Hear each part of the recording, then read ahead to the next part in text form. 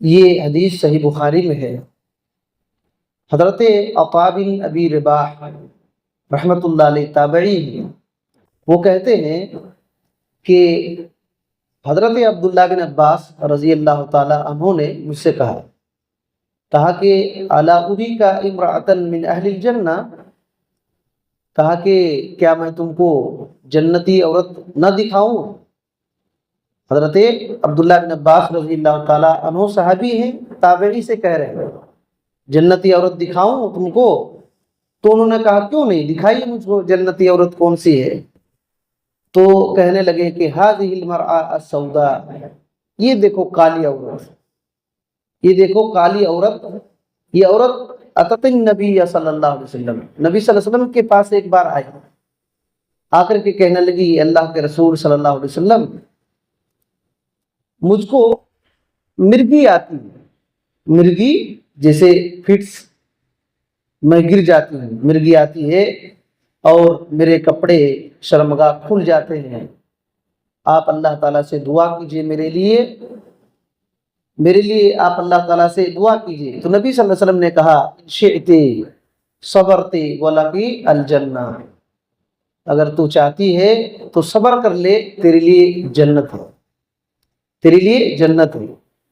یہ کوئی عام آدمی نہیں بول رہے، رسول اللہ صلی اللہ علیہ وسلم کہتے ہیں، یعنی جنت کی گارنٹی ہے صبر کر لینے سے۔ اور اگر تو چاہتی ہے تو میں اللہ تعالیٰ سے دعا کر دیتا ہوں عافیت پا جاؤ، یہ بیماری ختم ہو جائے گی۔ تو اس عورت نے کہا اصبرو، میں صبر کر لیتی ہوں، دیکھیے جنت کو ترجیح دیتی ہوں، میں صبر کر لیتی ہوں۔ لیکن وہ کہنے لگی اے اللہ کے رسول صلی اللہ علیہ وسلم میرے کپڑے کھل جاتے ہیں، جب میں گر جاتی ہوں تو میرے کپڑے کھل جاتے ہیں، ننگی ہو جاتی ہوں، تو آپ اللہ تعالیٰ سے دعا کیجئے کہ میں جب ایسے مرگی کا دورہ آئے تو میرے کپڑے شرمگاہ نہ کھولے، ننگی نہ ہو جاؤ۔ تو اللہ کے نبی صلی اللہ علیہ وسلم نے اس عورت کے لیے دعا کر دیا۔ یہ حدیث ہے، اس حدیث میں بہت ساری باتیں ہیں۔ پہلی بات تو یہ ہے کہ حضرت عطاء بن ابی رباح رحمۃ اللہ علیہ یہ حضرت عبداللہ بن عباس رضی اللہ تعالیٰ عنہ کے شاگرد ہیں، حضرت عبداللہ بن عباس رضی اللہ تعالیٰ عنہ کے شاگرد ہیں، تابعی ہیں۔ یہ حضرت عائشہ رضی اللہ تعالیٰ عنہ کے بھی شاگرد ہیں، حضرت ابو ہریرہ رضی اللہ تعالیٰ عنہ کے بھی شاگرد ہیں، بہت سارے صحابہ کرام کے شاگرد ہیں۔ اللہ اکبر، آپ کو تعجب لگے گا، امام ذہبی رحمۃ اللہ علیہ لکھتے ہیں مفتی الحرم، یہ حرم کے مفتی تھے عطاء بن ابی رباح رحمۃ اللہ علیہ، یہ حرم کے مفتی تھے۔ اور کیسے تھے؟ امام ذہبی رحمۃ اللہ علیہ سیر اعلام نبلا کے اندر لکھتے ہیں کہ یہ کالے تھے، گڈے تھے، ان کی ناک چپٹی تھی، یہ سب ہونے کے باوجود بھی حرم کے مفتی تھے۔ اور یہ کون تھے؟ آزاد کیے ہوئے غلام تھے، آزاد کیے ہوئے غلام تھے۔ یاد رکھیے اسلام اور تعلیم انسان کو آسمان کی بلندی تک پہنچا دیتا ہے، چاہے وہ آزاد کیے ہوئے غلام ہو، کالے ہو، ناک چپٹی ہو یا ہائٹ میں کم ہو، لیکن اللہ کے بارے میں، دین کے بارے میں علم ہے تو اس کا درجہ بہت بلند ہو جاتا ہے، بہت بلند ہو جاتا ہے۔ تو یہ بات ہے۔ ایک بات یہ معلوم ہوئی کہ ایک استاد کو چاہیے کہ اپنے شاگرد کو شوق دلائے، شوق دلائے۔ کیا بتا رہے ہیں؟ دکھاؤں جنتی عورت، شوق دلا رہے، جنت کا شوق۔ حقیقی استاد یہی ہوتا ہے، حقیقی استاد یہ ہوتا ہے کہ دنیا کی طرف نہیں، جنت کا شوق دلائے، جنت کا شوق دلائے۔ اسی طریقے سے ایک بات یہ معلوم ہوتی ہے اس حدیث سے کہ جنت کے لیے رنگ کی ضرورت نہیں ہے، وہ عورت کالی تھی، جنت میں جانے کے لیے گورا رنگ ہونا ضرورت نہیں ہے، کالا رنگ بھی ہو لیکن اللہ کی رضا کے لیے جی رہا ہو تو جنت ملے گی، جنت ملے گی۔ اسی طریقے سے ایک بات یہ معلوم ہوتی ہے کہ صبر کر لینا، صبر جنت میں جانے کا ذریعہ ہے۔ صبر جنت میں جانے کا ذریعہ ہے. بہت سارے لوگ معمولی سی چیز میں صبر نہیں کرتے, تھوڑی سی مصیبت آتی ہے. اب یہ عورت دیکھیے, نبی صلی اللہ علیہ وسلم گزر گئے پھر بھی زندہ ہے. نبی صلی اللہ علیہ وسلم گزر گئے زندہ ہے, تبھی تو تابعی کو دکھا رہے ہیں کہ دیکھو وہ عورت جنتی عورت ہے. اتنا زمانہ تک صبر کر رہی, کیوں؟ صرف جنت کے لیے, صرف جنت کے لیے. تو اگر کسی کے دماغ میں جنت کا شوق داخل ہو گیا تو دنیا کی پریشانی کو معمولی ہلکا سمجھے گا. ابن عثیمین رحمۃ اللہ علیہ نے ذکر فرمایا کہ دیکھیے مرگی دو طرح سے ہوتی ہے. مرگی کی بیماری فٹس دو طرح سے ہوتی ہے. ایک تو یہ ہے کہ جسم کے جو اعضاء ہوتے ہیں اس کے کھینچنے سے, جیسے اکڑ پن ہوتا ہے نا, اکڑن, نس کے اکڑن کی وجہ سے بھی فٹ سے آ جاتے ہیں. تو کہتے ہیں کہ ماہر ڈاکٹر کے ذریعے سے اس کا علاج کیا جا سکتا ہے. ہو سکتا ہے کہ اس کی اکڑن کم ہو جائے, یا تو ہو سکتا ہے کہ ہمیشہ کے لیے بھی ختم ہو جائے. اور دوسری قسم یہ ہے کہ شیطان کی وجہ سے, جن کی وجہ سے ہوتا ہے. جن اور شیطان کی وجہ سے انسان کے جسم میں جن داخل ہو جاتا ہے اور اس کو پٹکتا ہے. جن اس کو پٹکتا ہے یہاں تک کہ بے ہوش ہو جاتا ہے, بندہ بے ہوش ہو جاتا ہے. اور ہم دیکھتے ہیں بہت ساری, خاص کر کے عورتوں کو ایسا ہوتا ہے. دیکھیے یہ بھی عورت ہی تھی. اکثر عورت, اچھی عورت دیکھیے گا کہ وہ گر گئی ہے زبان سے, منہ سے کہ جھاگ نکل رہا ہے, جھاگ نکل رہا ہے. کچھ علاج کیجئے یا تو دم کیجئے تو ٹھیک ہو جاتی ہے. شیطان کی طرف سے بھی مرگی آتی ہے. یہ ابن عثیمین رحمۃ اللہ علیہ کہتے ہیں اس کا یہ علاج یہ ہے کہ قرآن مجید اس پر پڑھا جائے.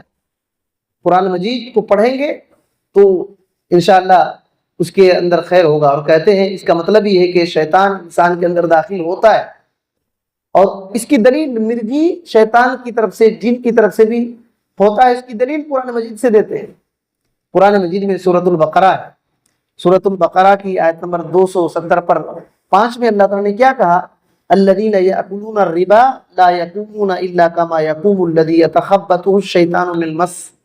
کہ جو لوگ سود کھاتے ہیں وہ اس طرح کھڑے ہوں گے جس آدمی کو شیطان نے چھو کر اس کی عقل خراب کر دیا ہو, خبتی بنا دیا ہو.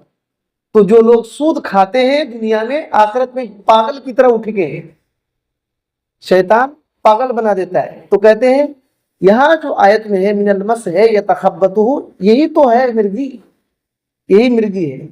تو اللہ تعالیٰ نے اس بات کو ذکر کیا تو شیطان کی طرف سے بھی مرگی آتی ہے.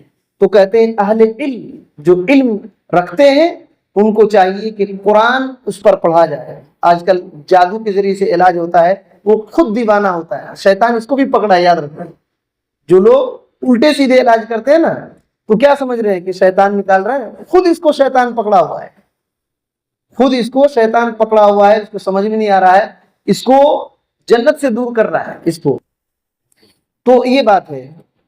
امام ابن تیمیہ رحمۃ اللہ علیہ کے حوالے سے ابن عثیمین رحمۃ اللہ علیہ کہتے ہیں کہ امام ابن تیمیہ رحمۃ اللہ علیہ کے پاس ایک آدمی کو لایا گیا, اس کو جن پکڑ لیا تھا, جنی عورت.